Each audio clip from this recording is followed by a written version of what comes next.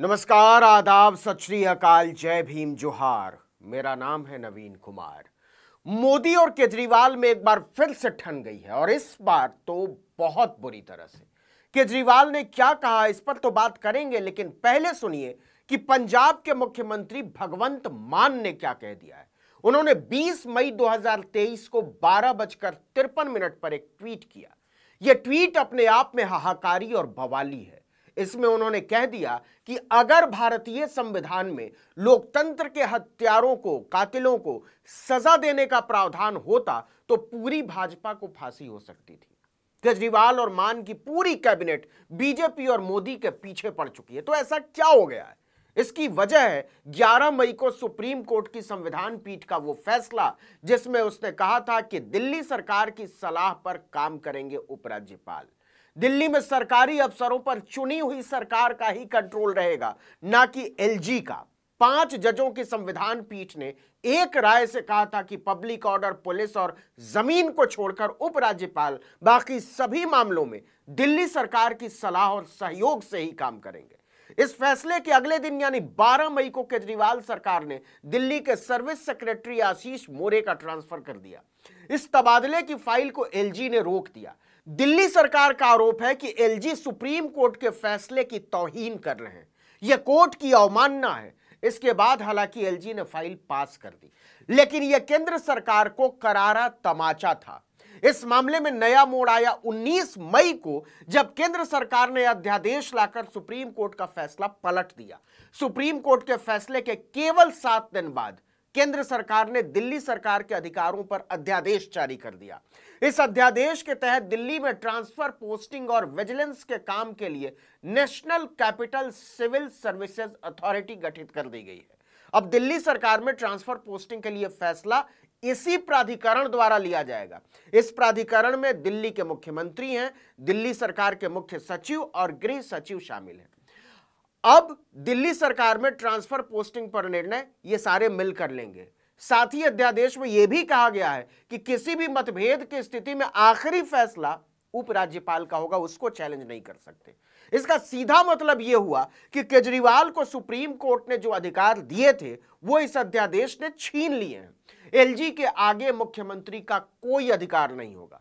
Supreme court के फैसले से सदमे में आई भाजपा इस अध्यादेश को जायज ठहराने में जुटी हुई है।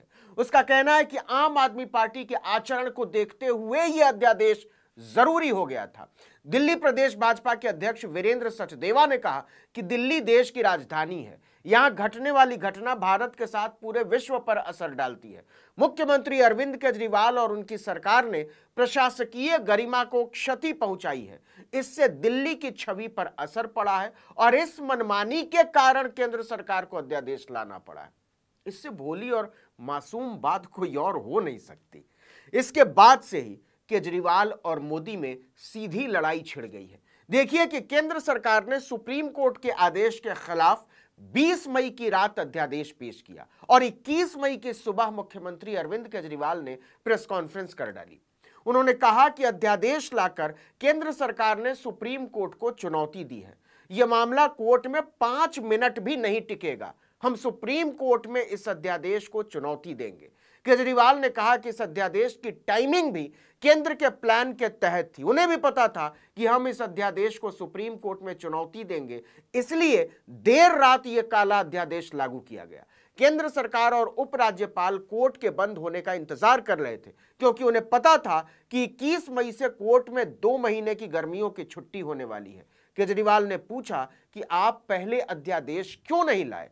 आपकी नीयत संदेह के घेरे में है। यह अध्यादेश पूरी तरह से गैर कानूनी है और जनतंत्र के खिलाफ है। कोर्ट की छुट्टी खत्म होते ही हम इसके खिलाफ अपील करेंगे। यह मामला कोर्ट में 5 मिनट भी नहीं टिकेगा। दूसरी तरफ कर्नाटक में कांग्रेस के मुख्यमंत्री के शपथ ग्रहण समारोह में केजरीवाल और केसीआर के न जाने से विपक्षी एकता में जो पलीता लगा, उसे फिर से जोड़ने के लिए नीतीश कुमार केजरीवाल से मिलने उनके घर पहुंच गए। 1 महीने में दूसरी बार नीतीश के साथ बिहार के डिप्टी सीएम और आरजेडी सुप्रीमो लालू प्रसाद यादव के बेटे तेजस्वी यादव भी थे। इस मौके पर केजरीवाल ने छक्का जड़ते हुए ट्रांसफर पोस्टिंग वाले अध्यादेश के विरोध में सभी विपक्षी दलों के साथ आने की अपील कर डाली। केजरीवाल ने कहा कि अगर केंद्र इस अध्यादेश को कानून बनाने के लिए राज्यसभा में पेश करता है तो विपक्षी दल साथ दें। विपक्ष एक साथ होगा तो 2024 लोकसभा चुनाव में भाजपा खत्म हो जाएगी। इस पर नीतीश के सामने कोई रास्ता बचा नहीं था। उन्हें अफसरों के ट्रांसफर पोस्टिंग को लेकर केंद्र के अध्यादेश का विरोध करना पड़ा।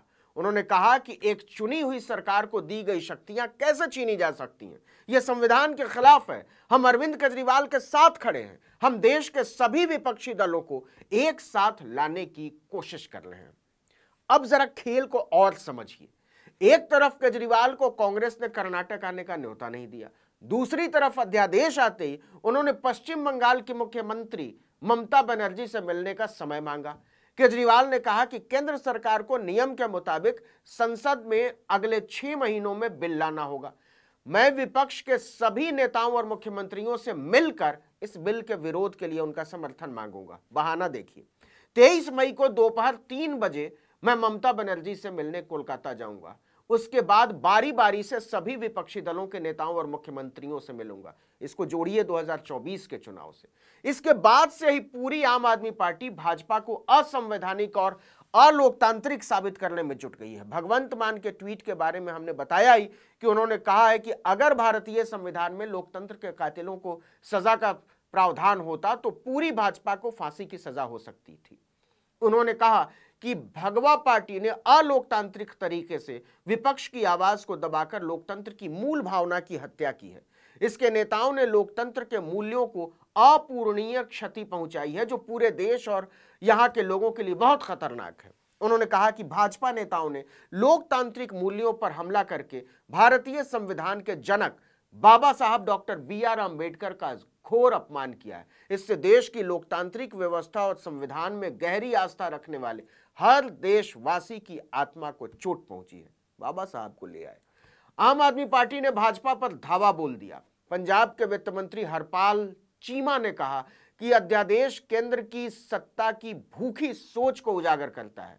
उन्होंने कहा कि माननीय सुप्रीम कोर्ट द्वारा प्रदान किए गए न्याय के प्रति उनके मन में बहुत कम सम्मान है। वहीं राज्यसभा सांसद राघव चड्ढा ने ट्वीट करके पूछा कि क्या अध्यादेश दिल्ली सरकार से उसके अधिकारों को छीनने को लेकर कम और न्यायपालिका के अधिकार को कम करने के बारे में ज्यादा है। लेकिन अभी तक कांग्रेस ने इस पर कोई प्रतिक्रिया नहीं दी है और ये न विपक्षी एकता के लिए ठीक है और न ही अध्यादेश को लेकर बीजेपी के खिलाफ माहौल बनाने के केजरीवाल के इरादों के लिए। इस वीडियो में इतना ही, लेकिन अगर आपने आर्टिकल 19 इंडिया को अब तक सब्सक्राइब नहीं किया है तो मेरा ख्याल है कि आपको कर देना चाहिए। बेल आइकॉन दबाइए, घंटी जैसी आकृति, लाइक कीजिए और कमेंट करके बताइए हमारा वीडियो आपको कैसा लगा। फेसबुक पेज आपके सामने है, आप जानते हैं, जाइए लाइक कीजिए, सब्सक्राइब कीजिए, यूट्यूब पर सब्सक्राइब कीजिए, हम लिंक्डइन पर भी हैं उसको सब्सक्राइब कीजिए, ट्विटर हैंडल हमारा आप जानते हैं। प्लीज़ सब्सक्राइब कीजिए और लोगों तक हमारे वीडियो को पहुंचाने में हमारी मदद कीजिए।